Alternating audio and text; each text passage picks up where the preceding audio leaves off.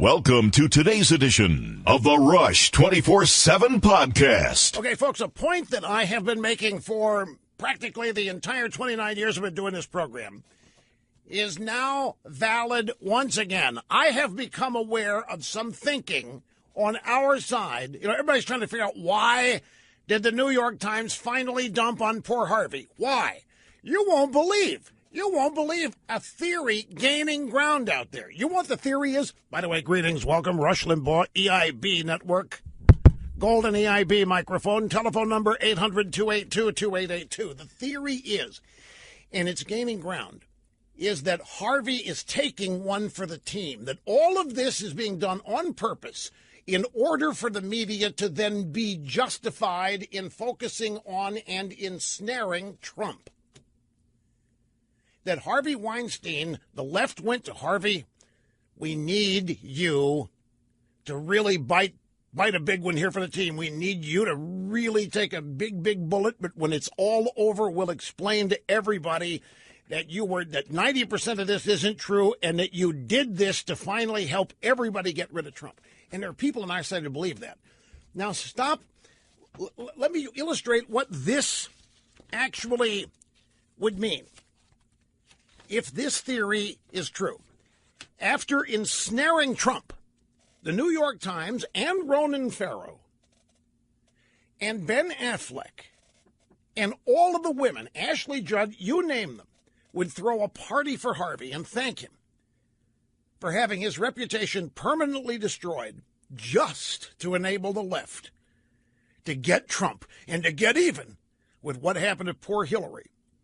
And then they'll tell us that 90% of the stuff about Harvey was all BS, all in the service of getting rid of Trump. And then Hillary and Obama will throw a gigantic fundraiser starring Harvey and his wife, who will have come back to him, Georgina Chapman, with Gwyneth, Ashley, and Angelina headlining. Is that, the people on our side really think that's what's going on here? What does that tell you? It tells you that people on our side are permanently feeling defensive and incompetent and thinking the left is unbeatable and outsmarting us at every turn, and that we are constantly falling for it. This kind of defensiveness and assumption that the left is controlling everything, as I say, it's not widespread, but I'm seeing this theory and versions of it advance kind of rapidly out there. So I was talking about this with somebody before the program, and I ran by them my vision here of this giant fundraiser starring Harvey, where everybody admits that 90% of it was BS. And she said to me, look, be careful, because every time you make jokes about these people, they end up coming true. I said, come on. I was looking at a blog called the Times of Israel blog, and the best explanation for why this has happened is right here. Ready? Why the New York Times is suddenly taking down Harvey Weinstein after all these years, and everybody knew it. Everybody knew it. The story is now, well, Harvey had journalists on the payroll. Harvey had publicity agents on the payroll. How did Harvey have any money left if he was paying everybody in Hollywood to keep his secret? And maybe he didn't have any money. Who knows? But here's this from the Times of Israel blog. So the question, and it's a big one, why did the New York Times suddenly find it necessary to violate the conspiracy of silence and share this information on page 1 only now? Can it be because barely a month ago, Weinstein announced his plan to direct a movie based on Leon Uris's epic Warsaw Ghetto novel, Mila 18? Can it be because Weinstein, despite his bleeding heart liberalism, despite his having shoveled truckloads of dollars into the Obama coffers, despite his blind obedience to the Clinton corruption machine, could it be that Weinstein finally crossed the Israel-hating New York Times red line and declared himself a Zionist and lover of Israel? Now, that's far more believable than this cockamamie theory that Harvey's taking a bullet for the team here. Does any of that Harvey taking a bullet for the team resonate with you? Dawn, how about with you? I mean, it's absurd.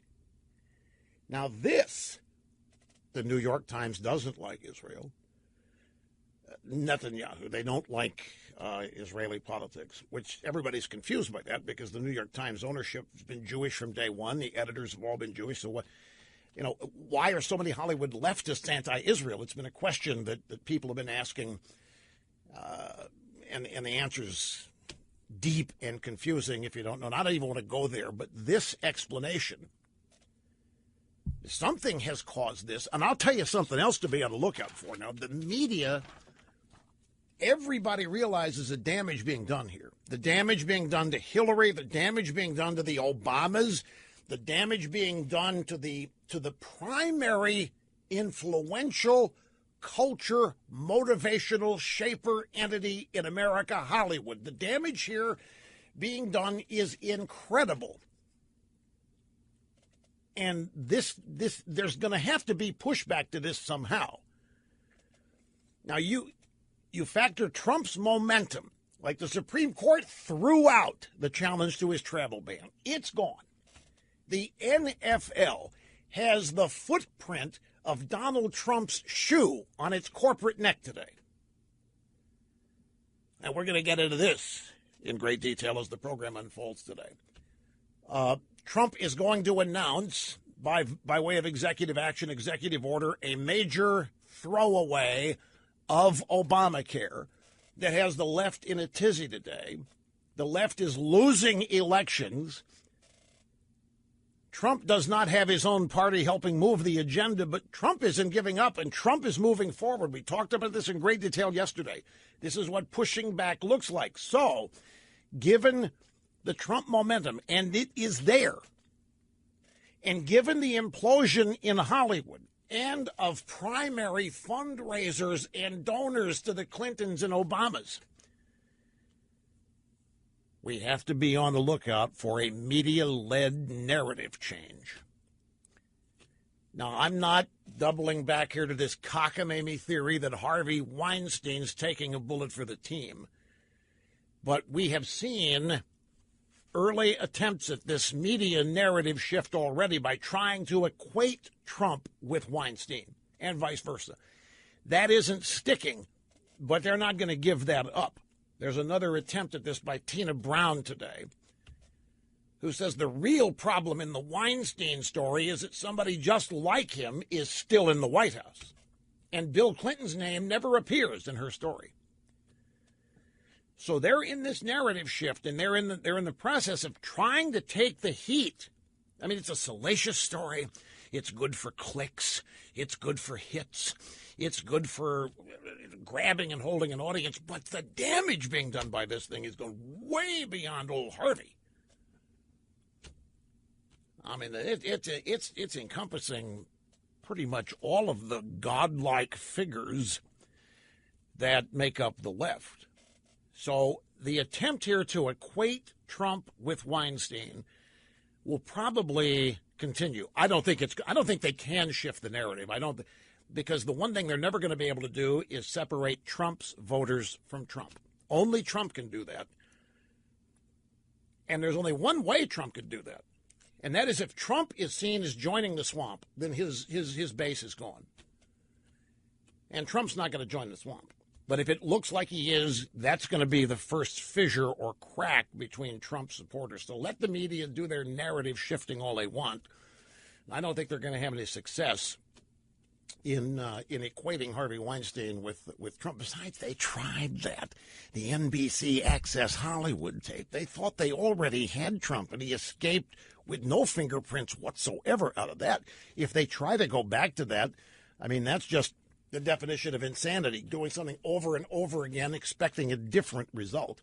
But I'm telling you, they're discombobulated.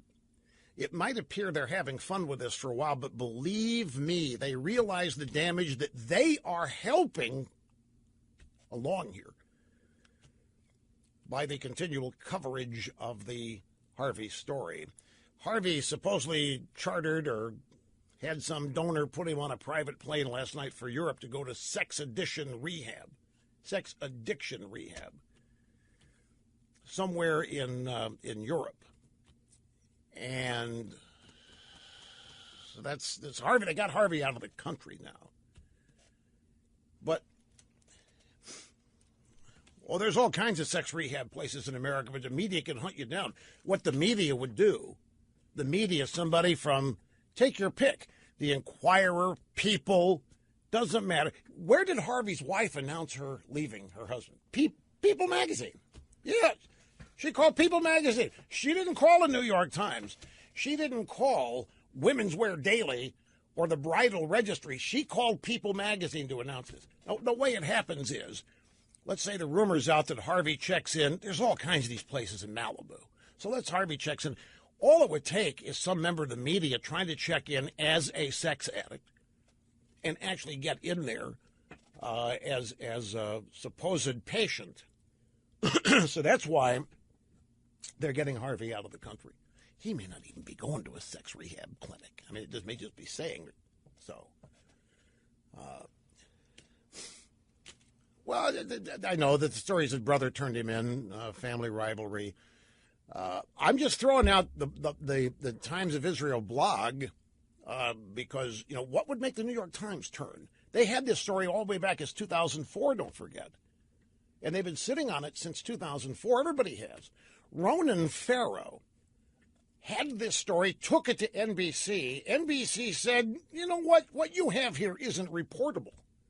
Ronan said, well, yeah, it is. Okay, they walked down the street to the New Yorker, who took it in less than 30 minutes. Now they're going back to NBC. Why did you spike it? Why did you? Well, when he brought it to us, it wasn't very reportable. And everybody's remembering what Lorne Michaels said. Well, we didn't do any Harvey jokes on Saturday Night Live because he's a New York guy. Yeah, well, so's Trump. And it hasn't stopped. Have you seen the Obama's apology? I have the Obama's apology right here, my formerly nicotine-stained fingers. What did I do with it over here? Now I've got my stacks out of order because I didn't really... Here it is, coming up. Right here it is. I'm going to read it to you. I'm not going to play the audio of it. I don't even know there is audio.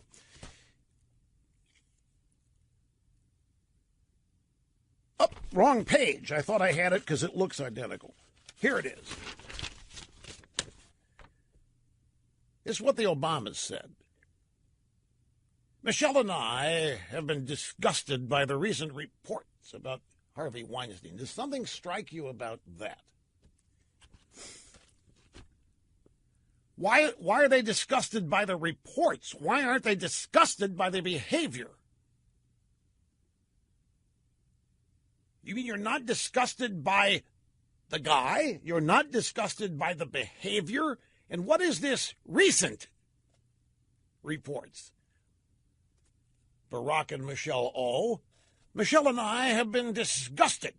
Not are, have been, but we're over it now.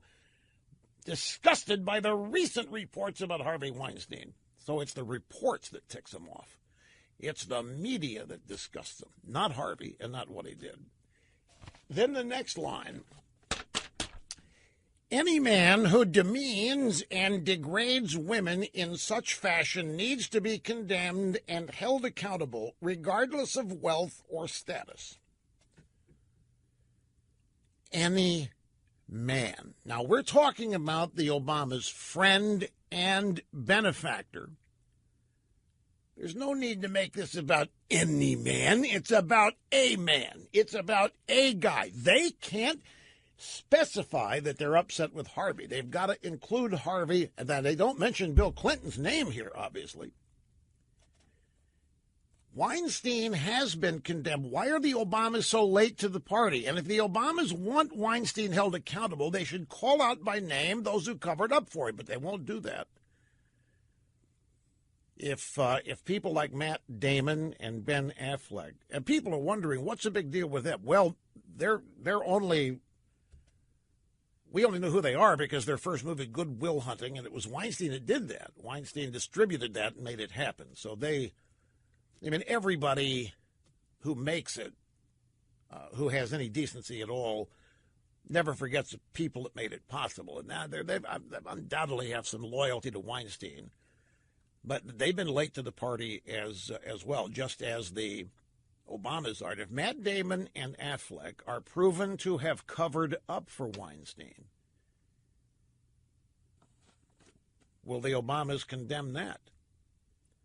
We'll have to see. The fact is, this is more than likely the last tweet on the subject from the Obamas. We should celebrate the courage of women who have come forward to tell these painful stories. What is this we? We do celebrate that courage. You don't. Hollywood doesn't. That's the whole point here. You didn't celebrate Bill Clinton's accusers, and you still haven't. Name those in Hollywood who've spoken out against Harvey Weinstein. Celebrate them now. Go ahead and have a party for them. I mean, rape and abuse of women is one of the biggest deals in the Democrat Party of the American left. These women, for coming forward after all this time, ought to be heroines. But they remain nameless. And we should work to build a culture, including by empowering our girls and teaching our boys decency and respect, so that we can make such behavior less prevalent in the future. Not even committing to wiping it out, just making it less prevalent. But the point is, Mr. and Mrs. Obama, we have built that culture. It is the distinct, great American culture that Hollywood mocks and impugns and laughs at, and you join them in that. We have that culture. It's called the bitter clingers. And religion and guns, we have built a culture that empowers our girls and teaches our boys decency and respect. It's just that you don't like it. Back after this. Now, I have another question here. By the way, welcome back. El Rushbo, meeting and surpassing all audience expectations every day. And here we are, the fastest week in media already at Wednesday. 800-282-2882. Mr. Snerdley is even now screening calls, determining who among you is fit to appear here on the nation's most listened to radio program. And I have a question about this Harvey business. Where are Republican leaders making hay out of this? And I don't mean joining in the assassination character, whatever, of Harvey Weinstein. I don't mean that. I mean, where is the Republican Party trying to take advantage of this? If this were a Republican to whom this was all happening, all we would be seeing is whatever Democrats think, and what this shows us about the Republican Party and conservatism and what a bunch of whatevers they are. Where is the Republicans don't even play the game? There's all kinds of points to be made here about phoniness, about hypocrisy, about these people claiming to be the great arbiters of culture and virtue and values, and look at them. Every major Democrat, Barack Obama, Michelle Obama, Bill Clinton, Hillary Clinton, tried to give Harvey Weinstein what he was asking those women for. Obama's and the Clintons gave Harvey what he was seeking from those women, because he was dumping money into the Democrat political campaigns and causes and doing everything he could to defeat Republicans.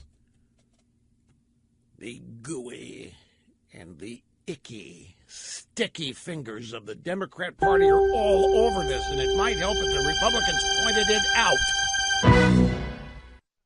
Talent on loan from God. Rush Limbaugh serving humanity simply by being here. I want to go back to something that happened yesterday on the program regarding the NFL. We had a caller from Worcester, Massachusetts, was really wired, and he was on the warpath against the Patriots, and particularly the owner of the Patriots, Robert Kraft. And his point was that, in his opinion, Robert Kraft very hypocritical, because Robert Kraft is very devoted to building sports franchises, leagues, and so forth in Israel. And that if this were happening in Israel, if players refused to stand for the Israeli national anthem prior to a contest there, he would make them, as callers say. He would force them to. And the fact that he doesn't here, the fact that Robert Kraft doesn't make that happen here, was supposedly meant that he wasn't genuinely full-fledged American. I want to just repeat a couple things about this because it leads in here to a new development. Now, I haven't spoken to Mr. Kraft during this football season, but I got to know him quite well maybe 3 years ago now, and his late wife, Myra, and they both became really, really good friends. And I just want to tell everybody, he is not at all the man that was portrayed by the caller yesterday. And I'm not attacking the caller. I mean, this is sports, and every fan has their opinions and so forth, but the way Mr. Kraft was described, that I've never, ever seen anything at all to indicate that Mr. Kraft is not full-fledged 100% pro-United States, pro-America. He's even a Trumpist. But there's another thing that I said yesterday in sifting through all of this that's happening. When you edit this all down, and when you get down to the bare essence of this, there's a story today about how football is already dying in Los Angeles. The Rams can't attract it. In fact, this story said that may be because the Rams don't want to attract crowds right now. The Rams are trying to stay under the radar while they build their stadium. What a bunch of caca. There's nobody in the NFL that's trying to lose money. Up until this season, it was very hard to lose money in the NFL with the guaranteed money you get as a league, as an owner, from the television rights money. But the Chargers are playing, the L.A. Chargers, in a 27,000-seat stadium, and they can't even put 25,000 people in there. And most of the fans showing up at Chargers games are showing up for the visiting team. Anyway, the story was how the NFL is in trouble in the number 2 market. The NFL's in trouble everywhere. The point is, it's the people playing the game that are causing it all. And I don't know that the league looks at it that way, and I don't know that the owners look at it that way. I think a lot of what's going on in the NFL is, as I said yesterday, the people that run that league and many of the owners believe what they see on the media every day, just like the Democrats all during 2016 believed that Hillary was going to win in a landslide. They believed their polls. They believed their precious Nate Silver and the crunching of big data. They believed it all. And then look what happened. Hillary was never going to win that election. The dirty little secret is Hillary Clinton probably never in an honest poll was ever ahead, maybe after the Access Hollywood video for a couple of hours. But Donald Trump was going to win that election going away. Hillary didn't even campaign. Now, this may sound radical to say, but I firmly believe it. But look at all of them. They believed, even as late as 8 o'clock on election night, that she was going to win in a landslide because they believed this stuff. I don't think the left, the Democrats, understand America anymore. They have a jaundiced or an incorrect view of the beating heart of the pulse of this country. They think it's made up of people who don't like Christianity, who don't like the Constitution, who don't like the Bill of Rights, who think America is an oppressive nation, who think America is heralded in inequality and oppression and all this and racist. And I think they think a majority of Americans think that. That's why they campaign that way. That's why they think they're going to win the landslide. I think the NFL owners think this way. I think the people in that league don't have a proper understanding of their own audience, of their own fans. Now, I know this sounds odd because you're, Rush, come on. It's their business. They can do audience research, fan research surveys. They've got to know. You would think. But there's not a single thing that's happened during this anthem protest that leads me to believe it's one of two things. Either they know who their audience is and they're unhappy about it, and they're very comfortable with these players taking a knee and essentially going to the anthem. Apparently, it's one of two things. Either they don't know where the majority of thinking on this issue is, or they do know and they resent it, and so they support efforts to ram it down your throat. neither option sounds very smart. Because when you strip this all away, the people playing the game are the ones causing the damage.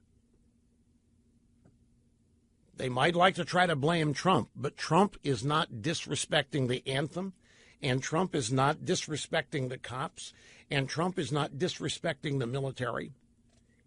And the players may not think they are, but you can't tell by looking. Their actions by supporting Kaepernick, who clearly said he didn't like the cops and he thinks the country's racist and the cops are racist. Now these guys all stand up in support of Kaepernick. Now they want to back off. Oh, we're not disrespecting the flag. Yes, you are. And yes, you are disrespecting the anthem. The point is, it's the people playing the game causing the damage. And that's why I say the owners don't know what to do. They're scared. I mean, they want unison. They want to win. They want their players to be happy and content. They want their players to think the owners got their back, so they join them in this thing, thereby angering the fans. And you can see what's happened to TV numbers. You can see what's happening to sales of tickets and memorabilia. The NFL's in a world of hurt right now, and it's the people who play the game who are doing the primary damage, the players. Okay, so you know. No, Rush, it's Goodell. Goodell, yeah, he doesn't have a good image, but Goodell's not doing anything other than supporting what the players are doing. It all starts there. Now, the reason I mention this again, the news hit right as the program ended yesterday that, well, in fact, we read the memo from Roger Goodell to the teams, to the executives, the general managers and presidents, where he finally essentially threw in the towel. You know what? Let's just stand for the anthem, and let's find another way for the players to register their social anger. But let's all stand for the anthem. Let's have your teams all go out and stand for the anthem. And this constitutes a Trump win. I don't care how you slice it. It constitutes a Trump win. Trump was never going to lose this. In the United States of America, even today, the person standing up for the flag, standing up for the military, standing up for the cops is not going to lose. The left has not taken over the country, despite what the media makes it look like every day. Now, one thing I didn't mention yesterday was, because it was near the end of the program, the players are not going to be happy when they get the memo that Goodell sends a memo to the owners and executives, general managers, saying, let's get the players. Let's all stand up. That's going to make this even worse. And right here, again in my formerly nicotine fingers, Gerald McCoy of the Tampa Bay Buccaneers, defensive lineman, said he thinks there might be an uproar if the players are forced to stand for the national anthem. He said, I don't think guys are going to like it. I think it's going to be an uproar if that happens, because you're basically taking away a constitutional right to freedom of speech. If guys want to have a peaceful protest, I don't think it's right to take that away. Now, this illustrates something else. Mr. McCoy has no idea what he's talking about, but he thinks he does. The First Amendment and the Free Speech Clause are irrelevant to this story. This is a workplace event, and his freedom of speech can be abridged by his employer. Everyone's is, every day. And the Constitution doesn't do you any good. But they all think they have a constitutional right to free speech. They don't own that stage. They don't own that field. So there's going to be even more protest. Mr. McCoy indicates it could be an uproar, and I don't doubt that he's right. Now, I have to share one more thing with you. There's a part of this story that's starting to make me nervous, and it's this. I am very uncomfortable with the President of the United States being able to dictate the behavior and power, or the behavior and of anybody. That's not where this should be coming from. Trump is continually tweeting, and I know what he's doing, and I understand why he's doing it, and his motives are pure, don't misunderstand. But I don't think that it is useful or helpful for any employee anywhere to be forced to do something because the government says they must. That scares the hell out of me. This should come from the league, as it looks like Goodell wants it to. The owners should be demanding this, not the president. The commissioner should be demanding this, not the president.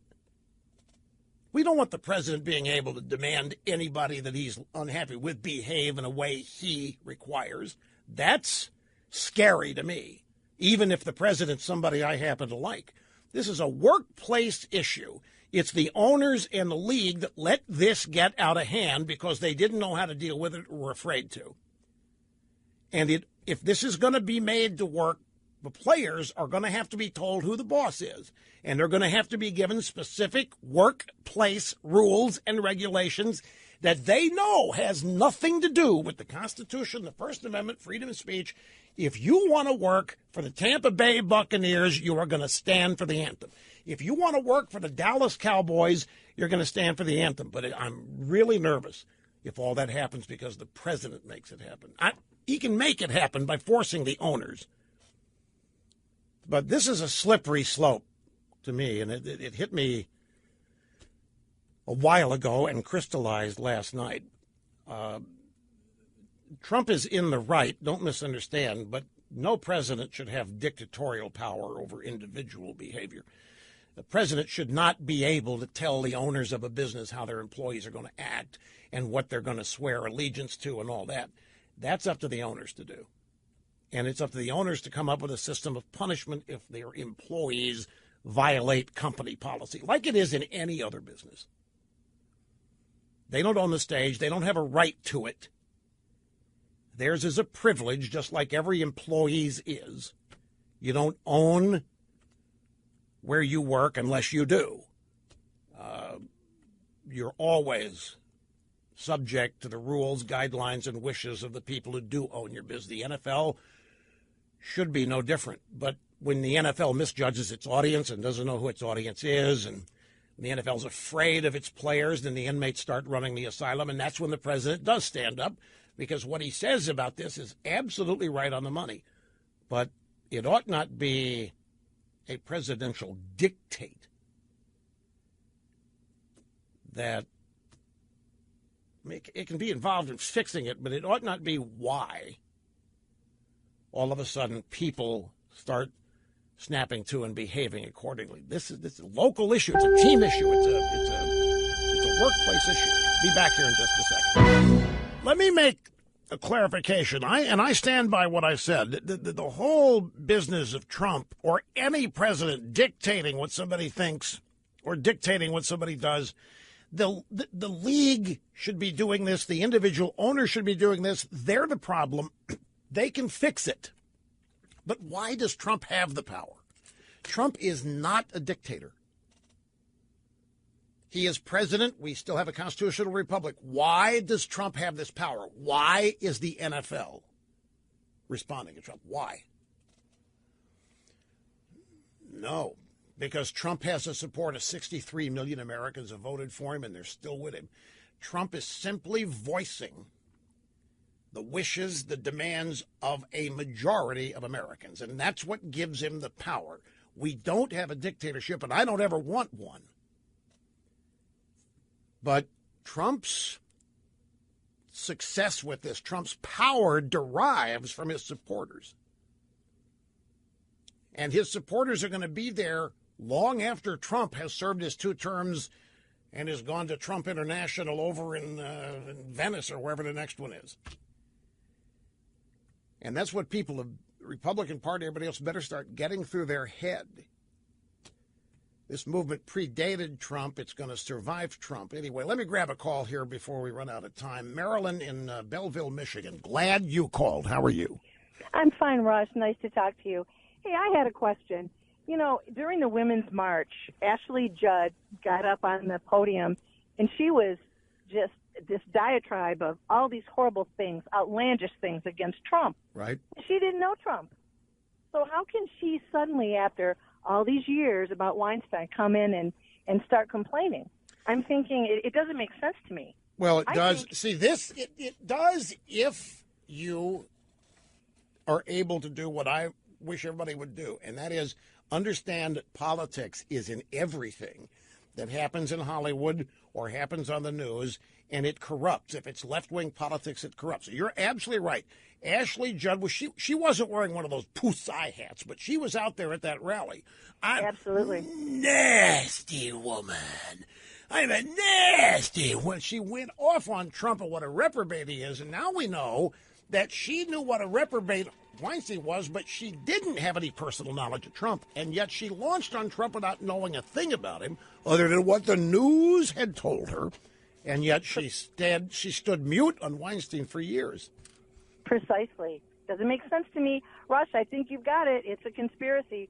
Whatever allows the media to come back and bring up Trump and the well, they're going to try, whatever. But the reason she launched on Weinstein is because it became safe to. And it became safe to because she talked to the New York Times because she was assured they were going to run the story and it wasn't going to be just her. So she wasn't going to be alone taking on this powerful pig. But it's still a great question. I'm glad you called. You earned the honor of being first called today. Very, very, very well done. We'll be back. What did I say yesterday? That Trump never admits defeat and never lets go of these things. And he's back once again challenging fake news, suggesting a way to challenge local television broadcast licenses owned by the networks. Details and more coming up. You know what just popped up on the Drudge Report, folks? Here's the headline, Congressional Pharmacist Confessional. There's apparently a pharmacy that's in a little residential-looking house near Capitol Hill, and they deliver prescriptions to members of Congress. Take them up there. Members of Congress never have to go to the drugstore, but that's not the deal. This guy says he is delivering Alzheimer's medication to members of Congress. He's not naming any names, but he says some of the people don't even remember he was there the day before. This I have not had a chance to read it. Those are just the three headlines and subheads on this. I just now saw it. We'll get Capitol Hill Drugstore to go along with the Capitol Hill Bank and the Capitol Hill Post Office. Now the Capitol Hill Drugstore. And there's a picture of it. It looks just like a little, it's a white little clapboard house that is supposedly near Capitol Hill. And the guy makes deliveries to members of Congress. And he says that he delivers Alzheimer's drugs.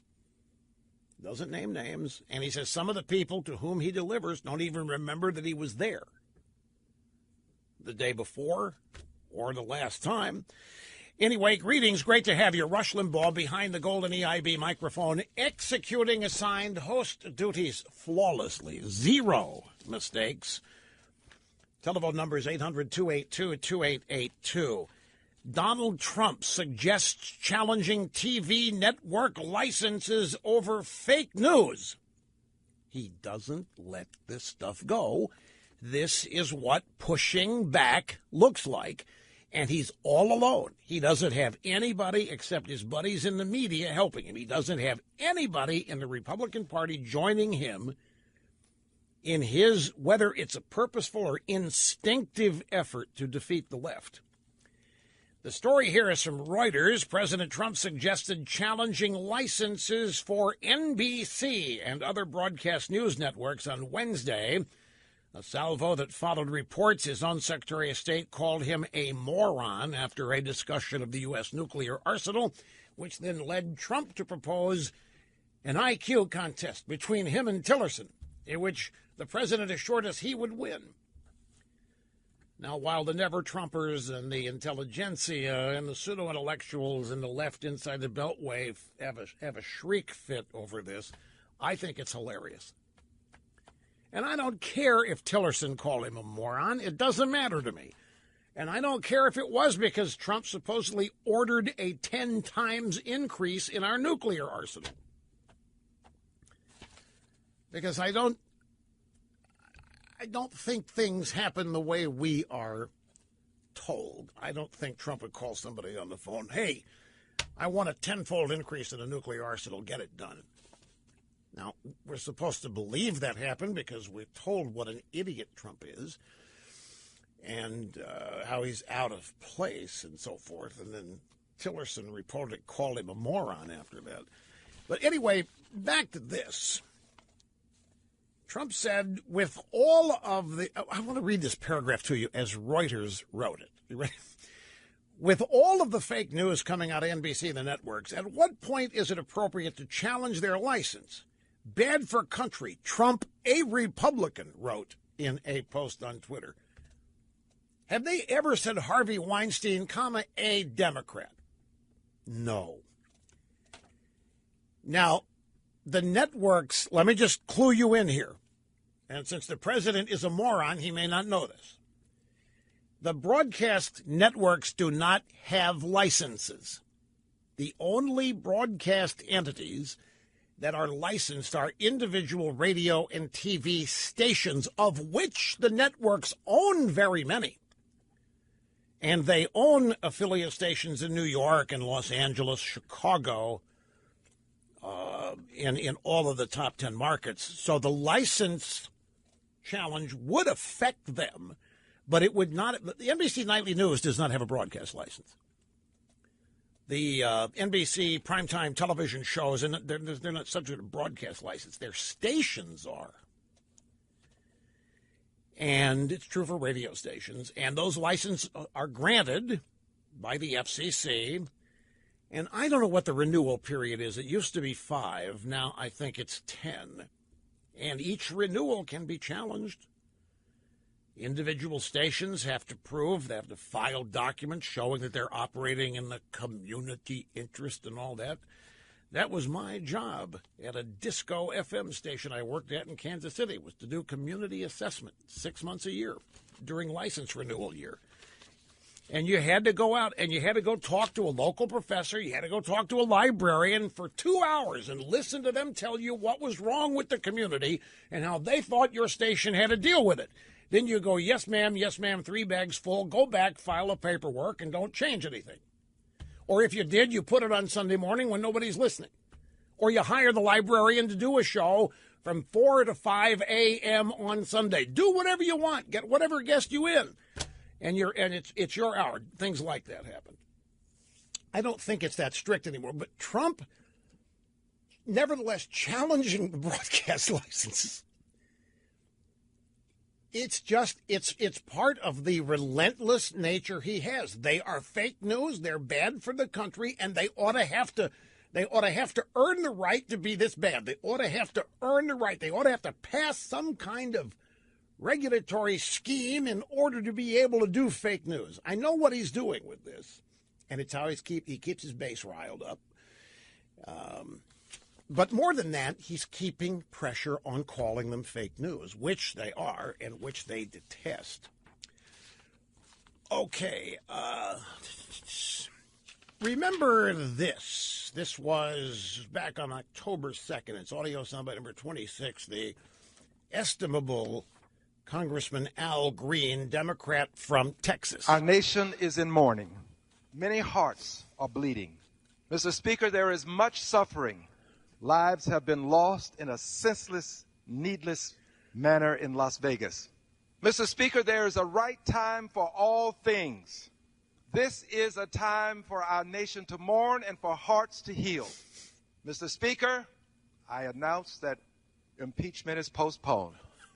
Let us mourn. Let us heal. There was no impeachment, but Al Green filed the papers, but that's not how it happens. So he postponed impeachment because of the Las Vegas shooting just moments ago on the floor of the House. I rise today on behalf of the many who have concluded that enough is enough. I rise today to speak on behalf of the many persons who believe that Article 2, Section 4 of the Constitution of the United States of America has meaning and that it is something that is appropriate for a time such as this. appropriate for a time when there is one among us who seems to incite hatred, bigotry, and invidious discrimination. The form of the resolution is as follows. Articles of impeachment against Donald J. Trump, President of the United States of America. Now, the Democrats don't want to go there right now. They've tried to talk Congressman Green out of this. They've asked him to get together with Hank Johnson and hammer out an alternative plan. Hank Johnson is the Georgia congressman who was afraid that if the population shifted to one side or the other of the island of Guam, that the island would capsize and that the people there would drown. So I think the Democrats want Congressman Green here to get together with Congressman Johnson and forge an impeachment plan for the future. The Democrats don't want to do this right now. They're not ready. There isn't any impeachable offense. Mueller hadn't finished lurking in whatever trash cans he still hasn't gone through. Oh, impeachment's on. Yeah, impeachment was postponed because of Las Vegas, but there's been enough mourning and there's been enough sorrow, and it's now eclipsed by the invidious bigotry of Donald J. Trump, and so impeachment is back on. Now, ladies and gentlemen, to the special report with Brett Baer yesterday on the Fox News Channel. On this program yesterday, we had some sound bites from Robert Corker. And Corker says that the White House has become an adult daycare center. And I saw a woman who's a member of Congress. Her name is Black. She had a great line today. She said, the Senate has become the adult daycare center, not the White House. Corker yesterday admitted it. In his peak, whatever he's upset with Trump about, he admitted that 52 Republican senators have no intention of moving the Trump agenda. No intention whatsoever. Their objective is to thwart and stop Trump because Trump isn't fit. Didn't say it in those exact words, but said that Trump's embarrassing. It's an adult daycare center. And this was in relationship to the news that Trump was being countermanded each and every day, and that his orders were being countermanded by Tillerson, the Chief of Staff Kelly, H.R. McMaster, the intelligence chieftain, Homeland Security also involved. And I intended to have an explanation of that yesterday. Time ran out. I'll get into that today. But anyway, the point I made yesterday was that Corker's now given it up. Corker has given up the ghost. And Red Bear played that soundbite and got panel reaction to it. This is, again, the all-star panel on the Brett Baer Special Report, Fox News, late in their program last night. Here is Rush Limbaugh on this battle today. Bob Corker here has revealed exactly why none of the Trump agenda is ever going to get through this Senate. This, to me, confirms every instinct I've had that it's not the Democrats stopping Trump, it's the Republicans. They simply cannot abide an outsider coming in and taking over their turf, and in the process, they have to portray the outsider as a total dunderhead and a fool and an idiot. And at that point, Baer then turned it over to his esteemed panel, the all-star panel, for reaction. He went first to Mara Liasson from NPR. Said the president tweeted about Corker today, saying that the New York Times set Corker up and made him sound foolish. That's what Trump's dealing with. Does this affect the agenda at all, Mara? It could. Bob Corker is the chairman of the Senate Foreign Relations Committee. He would be in charge of confirming anybody who replaces Rex Tillerson if Tillerson goes away. He'd also have a lot to do with any kind of Iran deal addendum, if that's what we're heading for. He's also on the Budget Committee. He has a lot to do with tax reform. All of those things are really important to the president. Why he'd pick a fight with somebody, we know that when he's insulted or feel he's insulted, he likes to hit back 10 times harder. I don't think that because of this spat in Twitter, Bob Corker would, in a fit of pique, not support the president's agenda. But it makes you wonder what the president thinks he's trying to accomplish. Wait a minute, Mara, that's exactly what Corker said. I don't think that because of this spat, in Twitter that Bob Corker would, in a fit of pique, not support the president's. Mara, that's what he said, that he was, not just him, 52 others. I mean, he laid it bare yesterday, and it was in a fit of pique because of this Twitter rivalry that's going on with Trump. And who picked the fight with who, by the way? Who started this Twitter? Was it Corker? I thought so. It was Corker that started this. When you start saying the White House an adult daycare center, I mean, Trump's not going to sit there and take that. So she did two things here that she said that I don't know that she's hearing things right. Up next is Tom Bevan. Tom Bevan at Real Clear Politics. He's the co-founder, publisher. And after Eliason wonders what Trump's trying to accomplish in his feud with Corker, Tom Bevan said, the split within the party is growing wider and wider. Trump has no compunction about attacking establishment Republicans like Mitch McConnell or Bob Corker on Twitter, in public. This is only going to grow wider as we head toward the 2018 elections, and I think it could cause Republicans some problems. You think? You think? No, it might cause incumbent Republicans a problem, but there are people attempting to deal with that problem by the time 2018 comes around. By the way, there's a story here at thehill.com. McConnell scrambles to soothe conservative anger over slow judicial confirmations. Now, I wonder what the excuse here is. I just got this. I haven't read this, except the headline. Senate Majority Leader Mitch McConnell is attempting to assuage the concerns that conservative activists have raised regarding the languid pace of judicial nominations. Tells how many vacancies there are.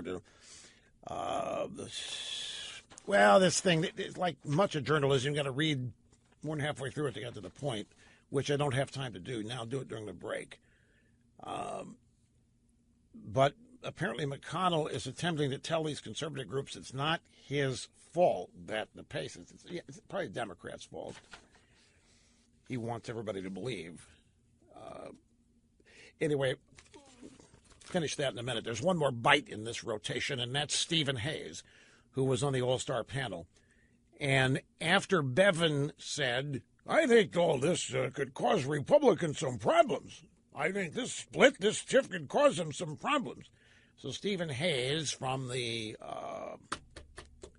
Weekly Standard then weighed in. Bob Corker was one of the early normalizers of Donald Trump. He supported him early. He said good things about him when other people were concerned about it. And just a few weeks ago, he was saying that there was no daylight between he and Trump. Take what he's saying now with a grain of salt. So now the Weekly Standard is a never Trump publication. And so Hayes is saying, hey, this is all smoke and mirrors. Corker was one of Trump's early supporters. This tiff right now, probably not real. Well, if it's not real, then what's the objective? Anyway, quick time out. Another obscene profit break. We'll be back and continue in mere moments. Back to the phones at Topeka. It's Richard. Welcome, sir. You're next on the EIB network. Hi. Thank you, Rush. Rush, I'd like to draw a comparison to the kneeling football players and the late-night talk show hosts. The comedians, the so-called comedians, you mean? So-called comedians. You know, people go to the football game to root for their team and be entertained, not to be subjected to racial or political viewpoints of the players. And likewise, viewers who turn on their TVs to be entertained by a late-night show didn't do that to constantly hear the host berate the President of the United States. I think it's time for the American people to do the same thing to the late-night shows as is being done to the NFL. Stop watching, and they will, and their sponsors will get the message. Well, this is a little different. Each media presentation has a different identity, a different audience, different niche. And most responsible broadcast owners allow that audience to be found, and if it's large enough and if it's productive enough, then they'll allow that audience to be maintained. In the case of the NFL, the audience that they have attracted all these years is being repulsed. is being repelled by what the players in this league are doing. That's incumbent on the people that own these franchises to stop. It's their business that is being adversely affected here. And the league has made it plain that they associate with things that are also associated with patriotism. The anthem before every game, giant flags, the national anthem, salutes to the military and so forth. So anything that happens during those productions, i.e. those games, those shows, on that stage, that is in conflict with what has drawn the crowd, and good football's part of it too. Anything that causes fans to say, that's not why I'm here. I don't want to be preached to about something I don't even agree with. I don't hate the cops. And you're not going to make me hate the cops, and I don't care how many times you take a knee, I'm not going to watch. Now, the late-night comedians, they are hired by people who want that anti-Trump, anti-Republican, anti-conservative message on their networks. And they are, Les Moonves of CBS admitted that he didn't hire Colbert with ratings in mind. He hired Colbert with buzz in mind. And they'll find a way to monetize it some other way. He's got 24 hours a day to balance his network. You know, on Friday nights, 8 o'clock, they run Blue Bloods, which is as patriotic and straight down the middle, virtuous American TV show as you'll find on the air today. 8 o'clock, 9 o'clock, I think. Maybe it's 10 o'clock Eastern on CBS. Let me explain this in more detail. I had to cram that in because we're out of time, but don't go away. The Manhattan DA, Cyrus Vance Jr., remember his dad, Cyrus Vance, big buddy of LBJ. Cyrus Vance Jr. is explaining to the drive-by media why there have not been any charges or indictments against Weinstein. He said, we've never had enough evidence to indict. I mean, just because somebody's a pig doesn't mean you can put him in jail. He didn't say that. I mean, that's. I have to be very careful here. I translate things for people, but that's essentially what he's saying. And they're asking him, well, what about Trump? What about Trump? What about Weinstein? Why have you... So it's happening right now. I'm not going to join it in progress. We'll get the details of it later. But I want to go back to the caller's question, because this is actually for me as a powerful, influential member of the media and one of the stellar members of the so-called broadcast community, it's a fascinating question in terms of the answer being informative. Because his point was, look, if the NFL is having problems because the audience is leaving, why doesn't the audience just leave the late-night shows, which are totally anti-Trump, and cause damage there? And the answer is interesting. It all has to do with how the NFL built its audience. And what the NFL is doing now is basically snubbing that audience. And it's the people playing the game who are snubbing the audience. And the people playing the game have no equity in it. They got nothing at stake. They're going to get paid no matter what. They haven't invested a dime into anything that's equity or ownership based. They're employees, highly paid in most cases, but they've got no stake in it. Their average length of time playing is 4 years. Some of them make it 10, 15 outside. After that, they don't care. Not their problem. So they have they think they've got the freedom to selfishly pursue things that have nothing to do with the National Football League. They're trying to take over something they don't own and use it for political purposes, which is driving the audience away. And it's up to the league and the owners to deal with that, sadly not the government. Now, Trump can provide the pressure, he can provide the leadership, but the edict should not come from government over how employees behave where they work, except if they're federal. The late-night TV shows are entirely different. They have not built those audiences on pro-Republican politics, pro-conservative politics. These late-night TV shows were originally comedy shows. And they were, for the most part, during the heyday of Johnny Carson, they were apolitical. Carson, I know one of the writers of the Johnny Carson show who is in contact with me frequently. He sends me jokes. but he sends them to me after he's used them, so I can't. But he makes the point that they purposely steered away. They didn't want to offend anybody. They wanted everybody to laugh. Now, some jokes offend people, but they weren't on a mission to offend and anger any segment of the audience. They wanted the biggest audience they could get, and Carson got it. Well, those days are long gone. The modern era of late-night comedy is not comedy. When you get right down to it, it is angry politics. I don't care if it's Real Time with Bill Maher or if it's any other late-night show. Those shows are hosted by people who are mad. And they are enraged. And if it's not at Trump, it's at George W. Bush.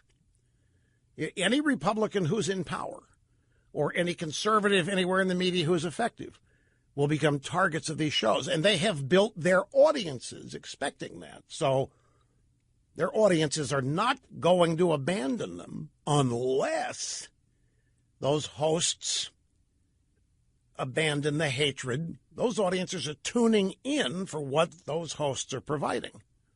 The people that watch Real Time or that tune into these late-night shows have a certain expectation that they're going to have their anger validated. And because I submit to you that left-wing comedy day is not funny. It's rooted in anger and rage, and if I dare say, hatred. And they've built their audiences on that basis. So you thinking, well, I'm not going to watch. They're happy. They're not going to bother them at all. They wish you would watch so that they could offend you. But the fact that you think you're hurting them by not watching? No. And there are enough people who have the similar amount of rage and hatred to make an audience significant enough that they can break even on these shows. You know, broadcasting's like any other business. Every business has its loss leaders. You sell under retail to get people in the store, hoping to flip them to more expensive things. Amazon does it on their website. Broadcasting has done it too. The Larry King Show, the old Larry King Show from midnight to 6, never had a prayer making any money. There aren't enough people up. It never had a prayer, but it wasn't supposed to. The Larry King Show was to get mutual news on as many affiliates in the daytime as possible. And the way it worked was, if you wanted to carry the Larry King Show midnight to 6 instead of having to hire your own schlub and pay him, well, you had to carry mutual news during the daytime to get Larry King. That King was a loss leader. There's all kinds of things. Now, in terms of controversy, CBS, every night at 11:30 is full left-wing anger, enraged hate on parade. But CBS looks at balancing their network not over 12 hours or 24, but rather during the week. And so they, for every complaint they get about Colbert or whatever, they can point to Blue Bloods, which airs at 10 o'clock Eastern on Friday night with Tom Selleck. And if you haven't watched that show, you should. Everything you believe in, every cultural belief that you have, will be validated and celebrated on that program. And you'll be stunned that a show like that's on TV. But then for every one of those, there's another 2 or 3 that are reprobate shows and demented shows and whatever. But the way CBS and these networks look at balance is over the course of their week, not over the course of one night or even one day. And in that way, they try to service as many people in the audience as possible. Now, there are variations, too. If the people running CBS literally hate conservatives, there won't be much but mockery and attacking of conservatives. And if they can find enough advertisers to support that, then that's what they'll do. But it all depends on how an audience is built. The NFL built an audience, and they sought that audience. It's a specific audience, and that audience is being told to go to hell by the people playing the game. That audience is being mocked and impugned and whatever else. And that audience is responding in kind. They're not watching. They're not turning on the TV. They're not going to the games. And they're not buying some of the advertised products or the memorabilia. why it's an NFL problem. That's why I keep saying they misunderstand their audience. They may even be embarrassed of their audience. They may wish their audience was the same people watching Colbert. They may wish their audience was the same people watching Real Time with Bill Maher, but they aren't. They have an entirely different audience, and you can tell by who advertises. So it's up to them to respond to the business challenge presented by the fact that the players are the ones causing the problem. The people who play the game are driving away the people who watch it. No more complicated than that. It's something for them to admit. Rush Limbaugh, man, a legend, a way of life. Learn it, love it, live it. In all four corners of the world, mine is a household name as the saga continues. And we head back to the phones, Middletown, New Jersey. Tony, thank you for waiting. You're next, sir. Great to have you here. Yeah, great to be with you, Rush. Rush, regarding Trump being a dictator as to the NFL and their bad behavior, he has really just put a focus and a spotlight on the problem. The one people who are dictating to the NFL now are the people who are not going to the games, and as you said, the people who are not buying the products and the sponsors that are leaving them. So like a lot of things in life, it's all about the money. These people in the NFL, Goodell and the rest of these clowns, they didn't all of a sudden gain any respect for Donald Trump or patriotism or what they're supposed to do. They're responding from the dictatorship of the public who is withholding funds from them. And it's about the money. And that's the reason why they're finally Now, wait. changing. I know what you're saying. I know exactly. But I'm going to go out on a limb, and I'm going to disagree with one element. Now, I'm glad you called because I asked Snerdley when I finished that riff if I made myself clear, and he said, "Oh yeah, crystal." But I'm not sure that I did. I was not trying to diminish. In fact, I came back and what really gives Trump the power to win over the NFL is the 63 million people who support him on this. So, but I said that after a break. The point that I was making was that I don't want to get to a point where if a president doesn't like the way people are behaving, that he can call the people that own that business and make them behave the way he wants. And I'm not suggesting that's happening here. It's not. But I don't want to even have anything appear to be that way. I don't want that kind of power. The president here is right, and that's what's propelling this. But there's one area that I want to disagree with you on. What is that? I'm not so sure that if Trump had not applied pressure that they would have changed. I think they would have permitted the players to continue to protest. I think they would have allowed these things to get even bigger.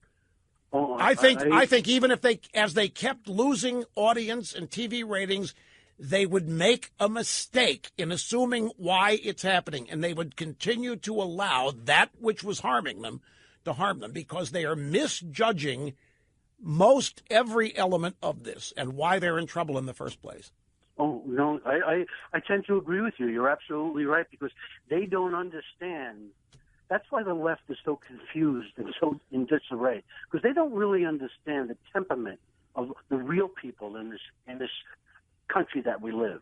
Well, they only have their own agenda, and that's all they listen to. They don't listen to the real people, and that's why Donald Trump got elected. No, they understand it. This is a point you've got. They understand it, and they hate it, and they hate you, and they resent it, and they can't wait to ram themselves down your throat. They know who you are, and they know what you believe, and they resent the hell out of you. When I say the NFL's misjudging their audience, I think Hillary misjudged her voters. I think they believe their media, and I think the NFL has a misconception about why people watch, what would make them sour on the game or whatever, and I think they can withstand it. I think it's a great miscalculation, but the real point that you made that I'm not sure is right, normally you would be. You're saying the loss of revenue is ultimately what's dictating their change in behavior. And I'm telling you I think if Trump were not involved and yet everything else was happening, everything else would continue to happen. The players would continue to protest and fans would continue not to go and not to watch, and they wouldn't. I don't think they'd be in any hurry to change anything. This started last year, as we all know, with Kaepernick, and it's just grown. And then the president brought the spotlight to this. And you're right. I mean, he did. He's a big president in our country, obviously, and his views telegraph and matter so much that sure, we're a big spotlight on this problem, and it probably would have gone on had he not continued to put pressure on them. But he's really not dictating. Let me tell you, the fans started leaving stadiums and stopped watching games before Trump spoke up. Yeah.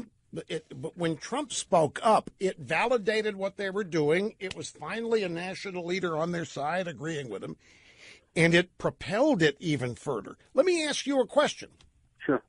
Do you think that the league could stop this if somebody would go to Colin Kaepernick and say, we want to put you on TV in a press conference, and we want you to say that you were not protesting the police, that you were not protesting those things you said you are, that you were, in an effort to shut this down? In other words, if Kaepernick went on TV and said, I don't support this if it's anti-anthem and anti-flag, do you think the players would stop taking a knee if Kaepernick changed his attitude about this?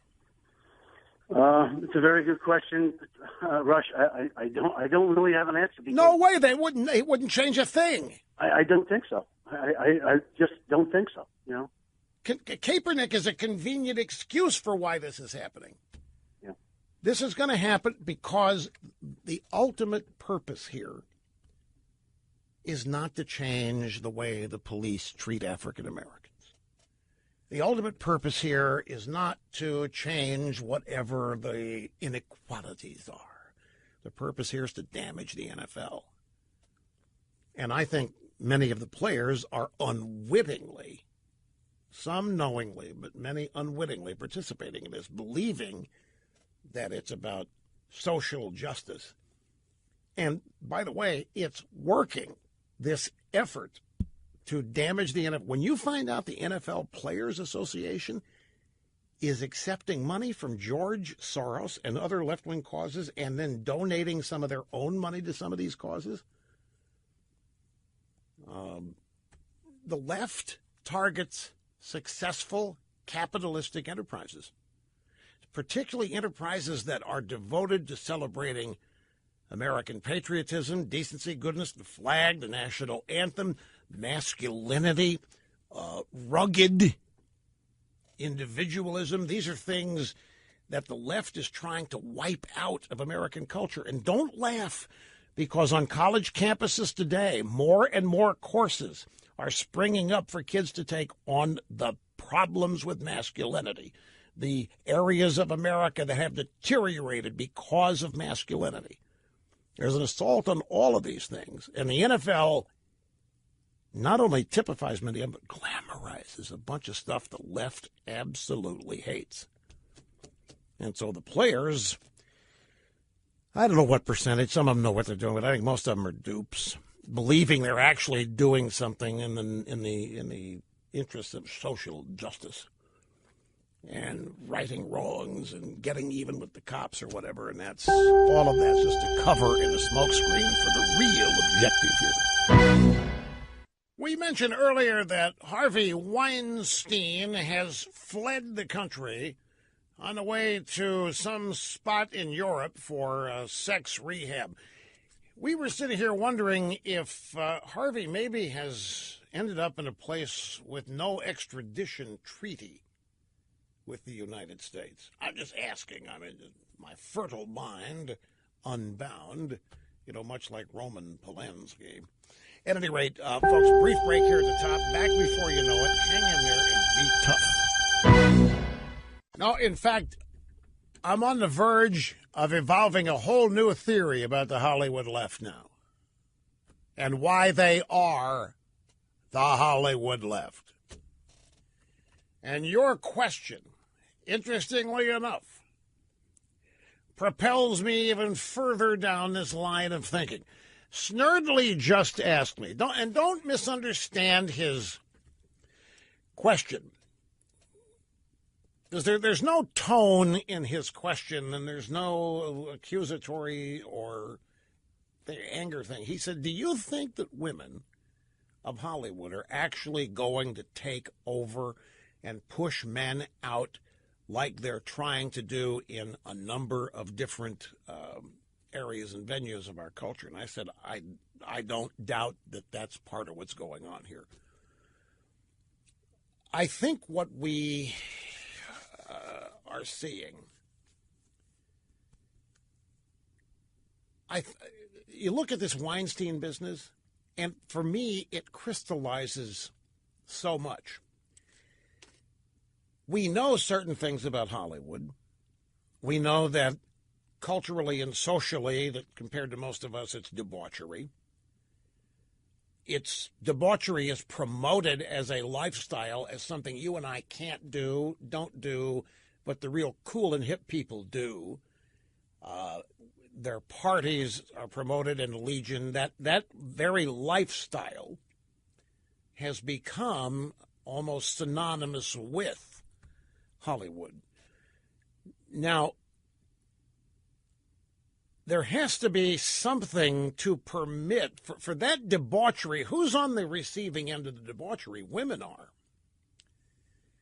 So something has to happen for the debauchery to be permitted. And there's no two glaring examples of it than Bill Clinton and Harvey Weinstein. What was the get-out-of-jail card for Bill Clinton? Why did the feminists not make a move to advance their own interests? I mean, they had a golden opportunity to advance their agenda by simply holding Bill Clinton accountable to it. But he got a pass. Why? Well, the answer is crystal clear. He was a pro-abort. But he in addition to pro-abortion, which is the biggie, he was also, quote unquote, right or correct on a number of other issues. And it bought him an exemption from whatever it was that was animating and motivating liberal women. Harvey Weinstein, same thing. Harvey Weinstein has been behaving the way he has since Miramax was founded in the 90s. I mean, he's been at this for 20 years. Cut to the chase.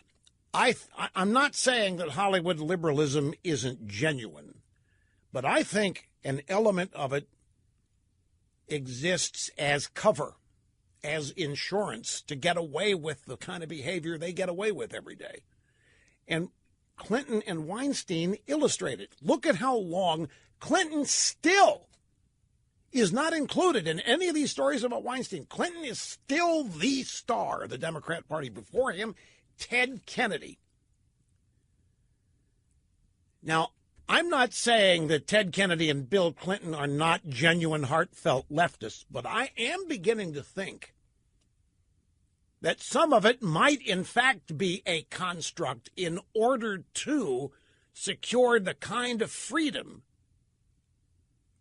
they got, which permitted them to follow their instincts in the way they treated women.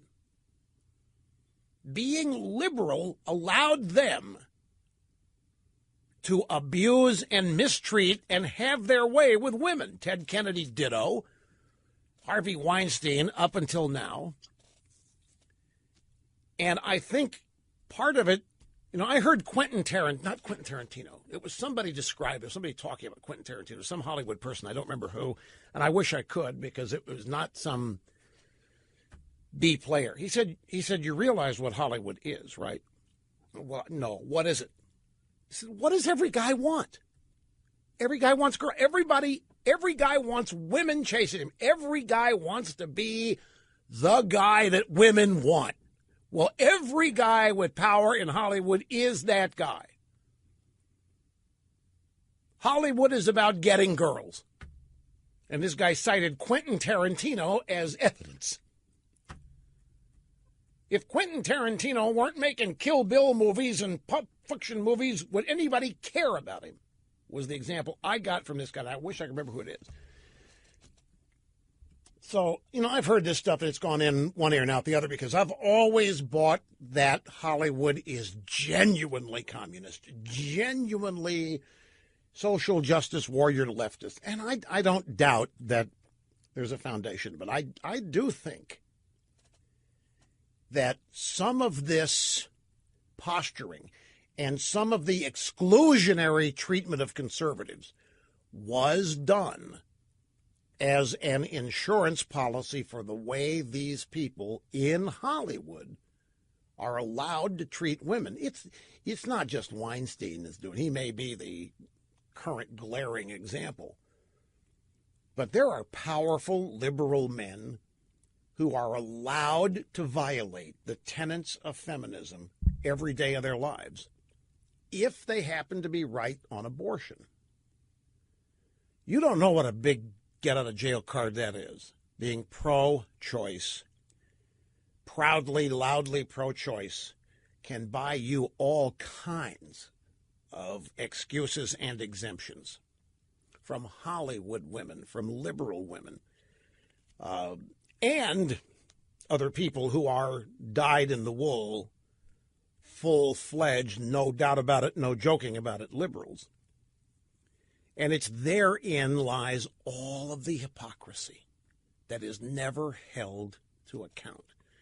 Their hypocrisy is never, ever, it never sticks to them, and they are very seldom even attempted to be held accountable, which gives rise to the question, okay, why now with Harvey Weinstein? Well, there has to be a reason. There's a number of theories that are being bandied about. And I'll guarantee you the reason why is going to be found in liberalism somewhere. It may not be the fundamental reason, but there will be an element of liberalism in the reason that all of a sudden everything Harvey got a pass on is now fallen on his head. Now, you may say, Rush, he didn't get a pass. He had to pay settlements. He got a pass. He was allowed to continue. Rush, he was hated. Doesn't matter to me. He still did his job and still had that power and still intimidated and still scared people.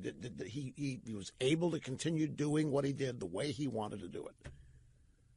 And look what he's doing. He's raising money for the Obamas, raising money for the Clintons, going to the fundraisers, bundling everything. Those are the get-out-of-jail cards. He may not really care one way or the other about it. He's just sizing up, with whom am I the most powerful? With whom am I going to have the greater freedom?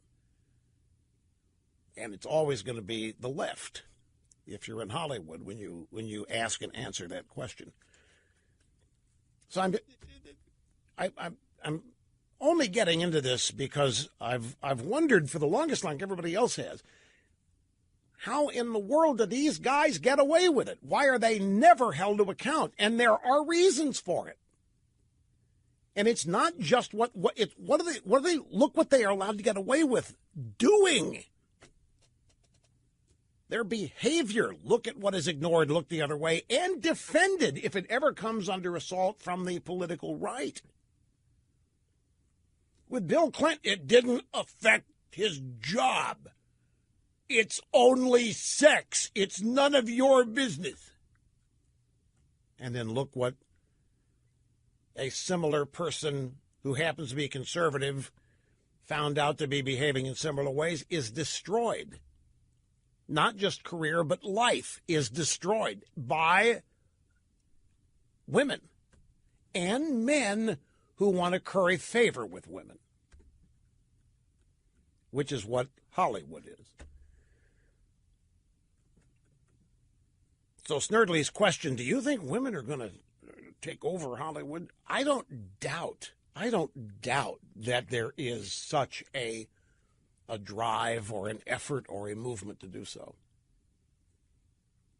I think that what the Weinstein episode is showing is there is a lot of pent-up anger and rage at all of this stuff these guys in Hollywood have been doing for a long time, and now it's time to lower the boom and exact the price.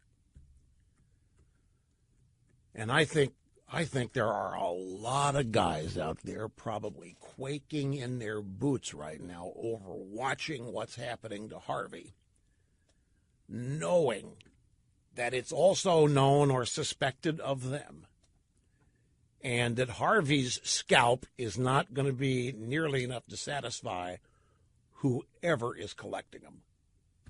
The scalps, I mean. So we shall see, ladies and gentlemen. But in a way, I'm saying that some of Hollywood liberalism is manufactured and phony for the purposes that it serves. But I don't want that to be understood as my saying it's not real out there and it's all fake and phony. It's not that. But there are a lot of, what have I always said?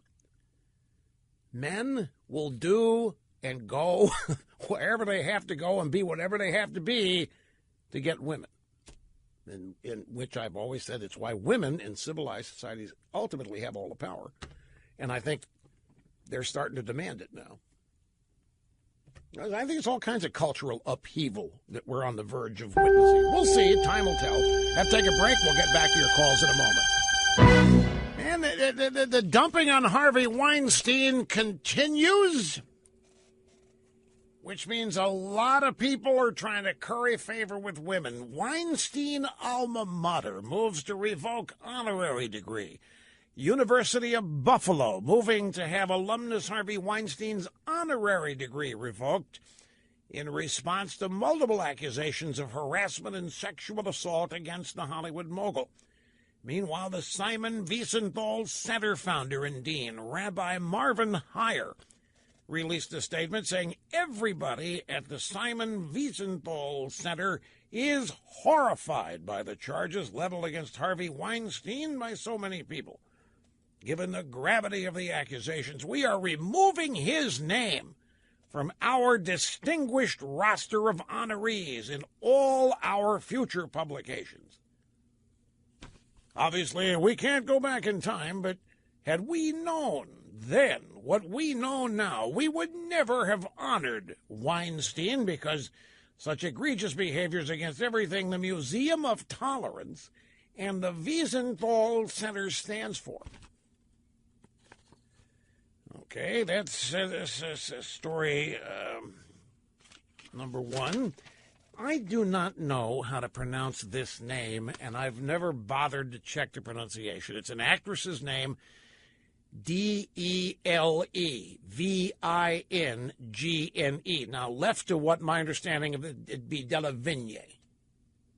But that just doesn't sound like the way somebody would pronounce it. Their name is Cara, and I'm sure it's not Delevingne, so I'm sure it's some exotic pronunciation. Anyway, she's an actress, and she has broken her silence on the terrifying experience she had with Harvey Weinstein. This is in the Hollywood Reporter. The more we talk about it, the less power we give them, said the actress. Today she recalled when she first started in the film industry. She received a call from Weinstein, and he asked her if she had slept with any of the women she'd been seen with. When I first started to work as an actress, Harvey Weinstein was asking if I had slept with any of the women I was seen out in the media. I was very often uncomfortable with this. I answered none of his questions. I hurried off the phone, but before I hung up, he said to me that if I was gay or decided to be with a woman, especially in public, that I would never get the role of a straight woman or make it as an actress in Hollywood. And inches, I was at a meeting with him in the lobby of a hotel with a director about a film. Director left the meeting, and Harvey asked me to stay and chat with him. And he began to brag about all the actresses he had slept with and how he had made their careers, and spoke about other inappropriate things, sexual nature. You don't think that women are on the warpath to get even with this guy? I wouldn't blame them. Well, it was. It's very homophobic for Weinstein, which is very, very not in keeping with a card-carrying liberal, right? This is my point. How much of this is an act? I mean, this is pure homophobia here to tell its actors, you can never make it if you're seen kissing a woman. If you're gay, I'm going to make sure you never make it. That is going to generate a new round of anti-Harvey hysteria. And then this, out of nowhere, Justin Trudeau, the Prime Minister of Canada, has said that he is raising his daughters to be aware of toxic masculinity. Do not doubt me on this stuff, folks. I've had people say, Rush, you really sound off the wall when you mention that there's this mad dash against masculinity. You better wake up, folks. Your daughters are being taught this stuff. And now the Prime Minister of Canada proudly writes an op-ed about how he's raising his daughters this way. Why I'm raising my kids to be feminists. In an exclusive essay for MarieClaire.com. Now, you can talk about Trump all you want, but at least he's not writing op-eds for Teen Vogue, for crying out loud. In an exclusive episode for MarieClaire.com, Canadian Prime Minister Justin Trudeau took a break from applying makeup to open up about wanting his sons to escape the pressure to be a certain kind of masculine that is damaging to men and the people around them. I'm in politics because every day I get to work to make the world a little better, he writes. For my kids and for your kids, too. I am proud of the dedicated work our team is doing to make Canada more open, more inclusive, more just, and gender equal. A premise that's impossible, by the way, unless you're talking about before the law.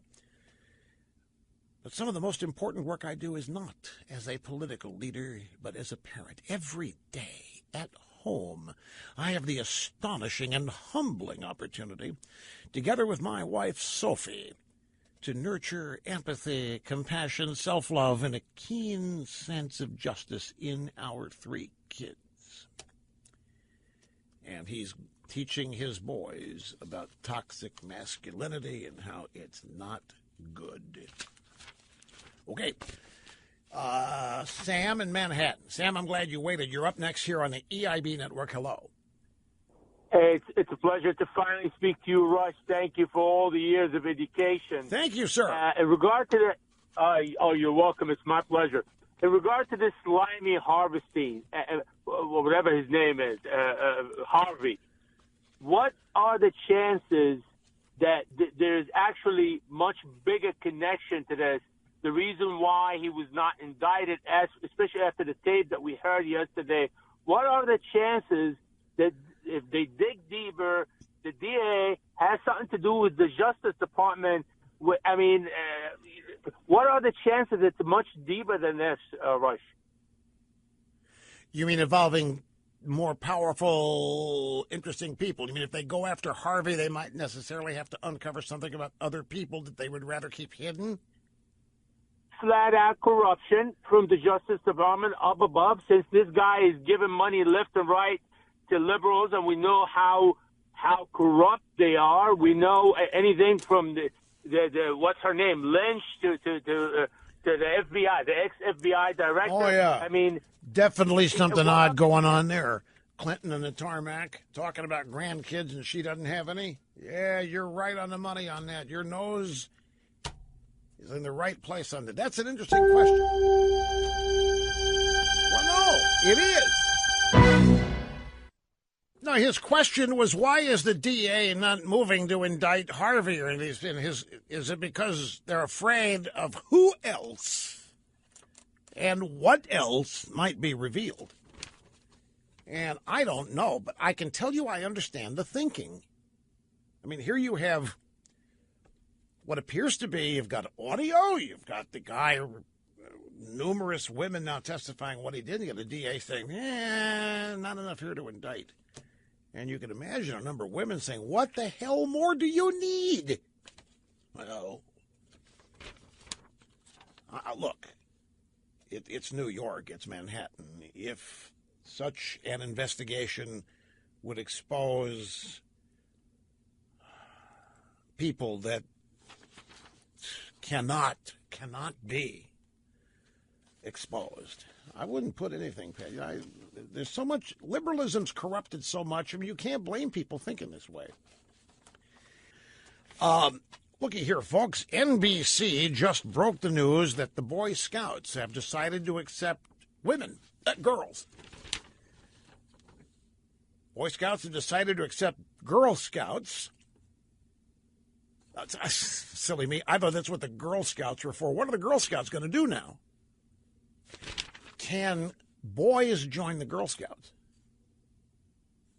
Well, obviously no. So, but girls can join the Boy Scouts. Why do you think that is?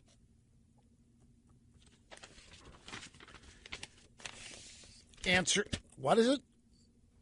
This has nothing to do with equity. That's what they want you to think.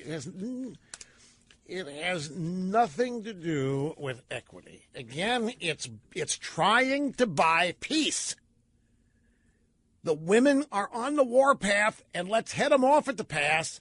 Go ahead, let them in. That's all it is.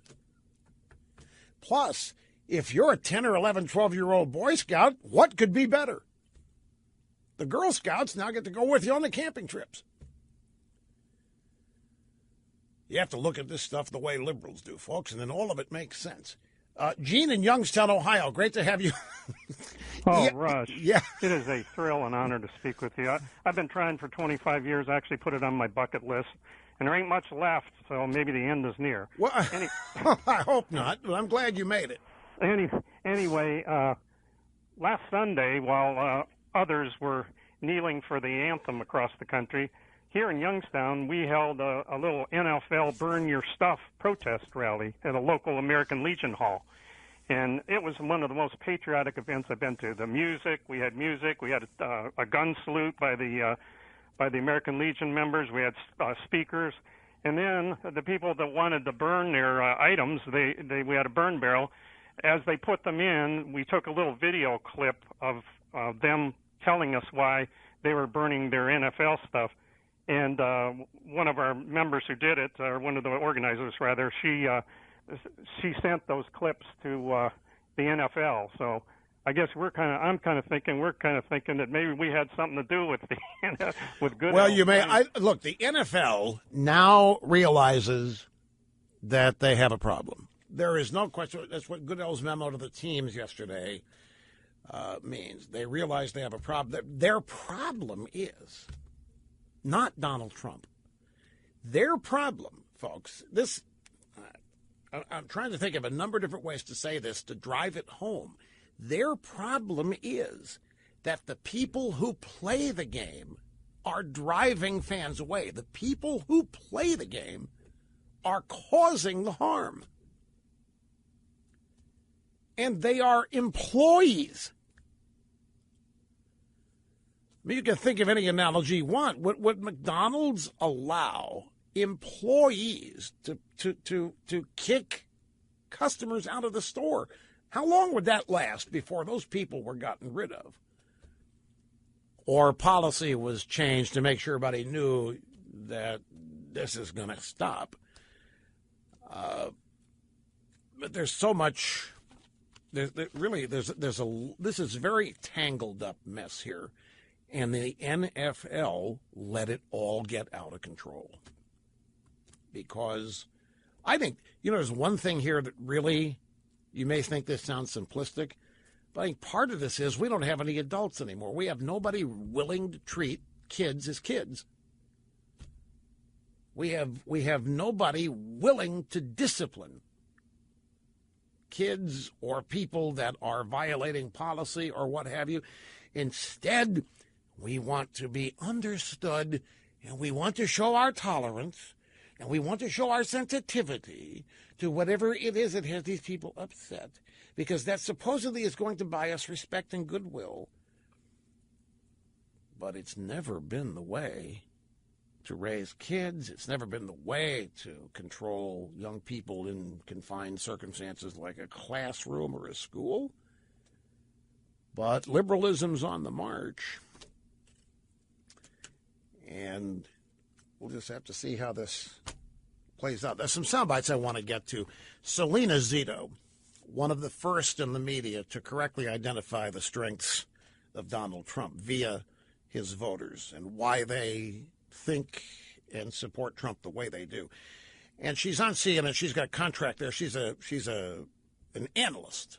She's a commentator. Shows up now. And she was on this morning with Poppy Harlow. And they're talking about Trump's rhetoric and how much he damaged himself, Bob Corker, and the IQ test with Tillerson and all that. And the question from Poppy, by the way, the name's pronounced Cara Delevingne. Cara Delevingne. It's officially known. Poppy Harlow said to Selena, Selena, we've seen friends of Trump try to communicate him through the media. You know about the president's base. You spent a lot of time reporting on him. Do you think Barack is right when he says that Trump does not have a base?